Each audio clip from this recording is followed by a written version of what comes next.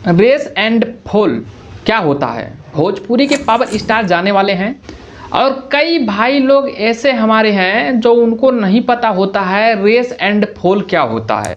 और इस वीडियो में हम आज यही बताने वाले हैं कि रेस एंड फॉल क्या होता है। रेस एंड फॉल एक नया भारतीय रियलिटी शो है जो जल्द ही मैक्स प्लेयर पे आने वाला है। यह शो 16 मशहूर हस्तियों को इमारत में रहने के लिए रखा जाता है। जीवन में जब किसी का समय अच्छा होता है, नाम और पैसा और शोहरत होता है तो उसे रेस कहते हैं।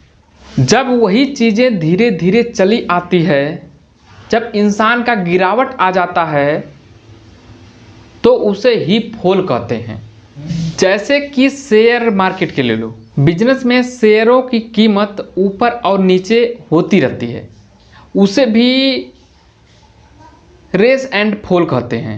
संगीत या कहानी में कभी कभी रेस एंड फॉल का मतलब होता है उतार और चढ़ाव, यानी कि गुड मोमेंट और बैड मोमेंट। वो लोग कहते हैं ना, गुड न्यूज या बैड न्यूज।